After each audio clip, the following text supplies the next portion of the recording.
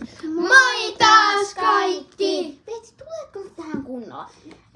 Mä oon Liisa. Mä oon Inka. Veeti on Vede. Elikkä Veeti. Tossa on Veeti, tossa on Liisa, tossa on Inka. Tänään me kirjoitetaan niinku ihan oikeat nimet, että me ei huijata. Vähän kaunis.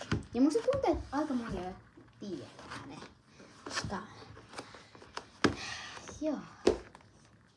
Pystytkö nyt Veeti hetken paikalla? No niin, kerro eka sun oikea nimi. Veeti.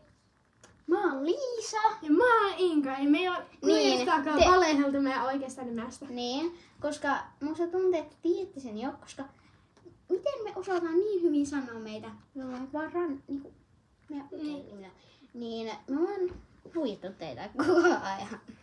Mutta pitäisikö meidän sanoa siitä ihan sitä short-videosta? Short-videossa siinä toiseksi uusimmassa siinä, että kuinka monta likeitä mitä saa.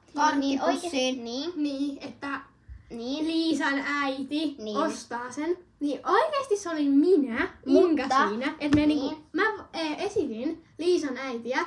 Ja sit oikeesti Liisan äiti osti sen meille. Niin, se osti sen meille, koska mä sanoin sille. Että joo. Mutta joo, nyt te saitte tietää tämän. Joten moikka!